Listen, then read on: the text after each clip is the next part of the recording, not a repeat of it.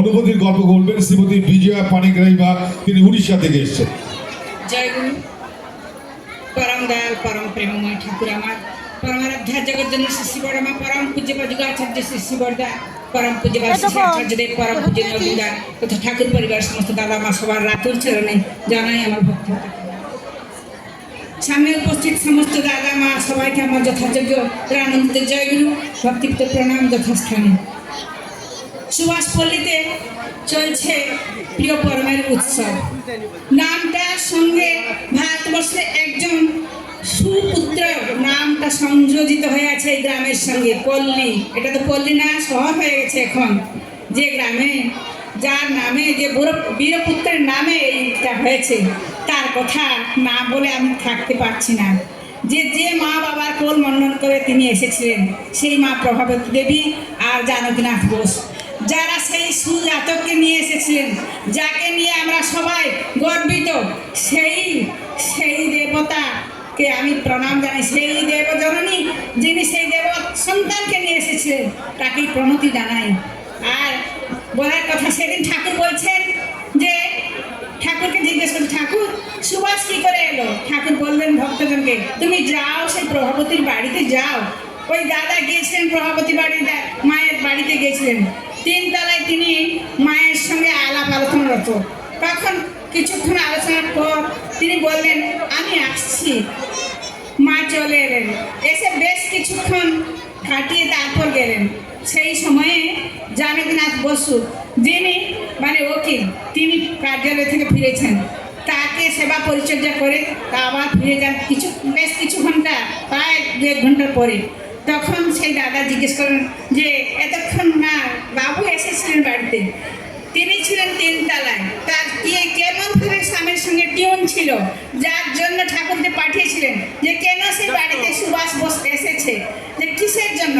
মায়ের কি নিষ্ঠা, স্ত্রীর কি নিষ্ঠা, যে তিনি কোনো শব্দ দেননি, কিন্তু তার আওয়াজ বা তার গায়ের গন্ধ তিনি যেন বুঝতে পেরেছিলেন।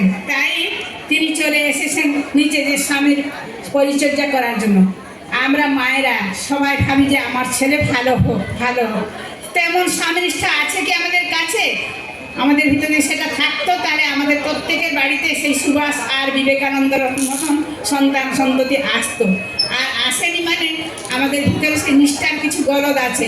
সেদিন ঠাকুরের জুতোটা একজন মচ্ছি নিয়েছেন, সে জুতোটা না, সে দাদার জুতোটা নিয়েছেন মানে মেরামতি করার জন্য। আজকে সেই জুতোটাকে বারবার করে নিচ্ছেন আর বারবার প্রণাম করছেন। তখন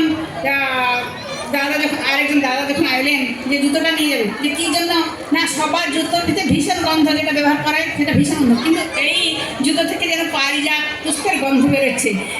কোনো একজন ভক্ত, কোনো মানে ঈশ্বরীয় মানুষের এই পাদুকা, তাই বারবার প্রণতি জানাচ্ছেন যে তার পায়ের জুতো থেকেও সেই সুগন্ধ বেরিয়ে আসছে।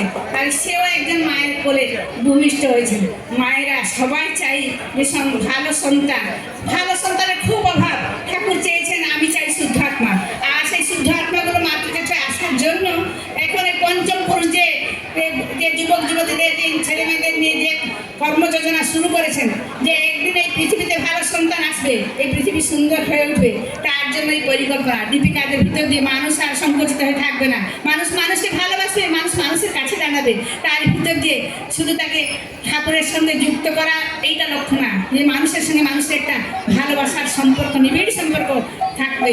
আর সেই ভালো মানুষরাই সেই মানুষের সঙ্গে সম্পর্ক বাড়াতে গিয়ে তার জীবনে ঠাকুরের স্থানটা করে দিবে। আর যখন সে ঠাকুরের স্থানটা তার ভিতরে হয়ে যাবে, তখন সে ঠাকুরের পথে চলতে চলতে সে একটি ভালো মানুষ হবে। আর সেই ভালো মানুষরাই, সেই ভালো ছেলেমেয়েরাই একদিন এই পৃথিবীতে নিয়ে আসবে ভালো মানুষ। ঠাকুর চেয়েছেন আমি পাইলট মানুষ চাই। পাইলট কী করে? বিমান পরিচালনা করে। এই পাইলট মানুষ ঠাকুর চেয়েছেন যে প্রহ্লাদ মার্কা সন্তান চাই। প্রহ্লাদ কেমন ছিল, যে কত কি বিরুদ্ধাচরণ তার পিতা হিরণ্যকশিপু করেছে, তবুও তার প্রভুর প্রতি যে ভক্তি, যে নিষ্ঠা, সে ছাড়েনি। তাই সেই প্রহ্লাদ মার্কা সন্তান আনতে হলে প্রহ্লাদের যেমনভাবে ভগবান বিষ্ণুর উপর বিশ্বাস ছিল, সেইভাবে যুগপুরুষোত্তম শ্রী ঠাকুর এসেছেন। তার সব দীক্ষা নিয়ে তার পথে চলতে চলতে তার প্রতি ভালোবাসার ভিতর দিয়ে সমস্ত বৃত্তি প্রবৃত্তির আওতা থেকে আমরা বের হয়ে আসবো। আর এই সন্তান সন্ততিরা একদিন হয়ে ওঠে প্রভাত মার্কা মানুষ, প্রভাত মার্কা সন্তান, আর তাদেরকে নিয়ে আমাদের মাতৃত্ব গৌরবের ডগমগ হয়ে ওঠে। কে চায় না যে আমার সন্তান ভালো হোক? সব মায়েরাই তার ছাতি বুকে হাত দিয়ে বলে যে আমার সন্তানের মতো আর সন্তান নেই, কিন্তু সেই সন্তানটাকে সত্যিকারে অদ্বিতীয় বানাতে হলে তাকে ঠাকুরের চরণে নিয়ে আসতে হবে। আমরা অনেক সময় মায়েরা যে মেয়ে বড় হয়েছে, ওকে এখন বিয়ে দিতে হবে, ওকে ঠাকুরের চরণে আনা চলবে না, ও কার বাড়িতে পড়বে কে জানি, এইভাবে অনেক অজুহাত আমরা দেখি। দুটো হাত দিয়েছেন কিন্তু আর একটা হাত লুকান আছে, অজুহাত আর দেখাবো না। সবাই আমার ছেলে মেয়েকে সবাই ঠাকুরের চরণ দিয়ে তাদেরকে ঠাকুরের কথা নিয়ে সার্থক হয়ে উঠবে, এই বলে সবার মঙ্গল প্রার্থনা করি। আমি আমার বক্তব্য সাঙ্গ করছি। আমি উড়িষ্যার মেয়ে, কিন্তু ঠাকুর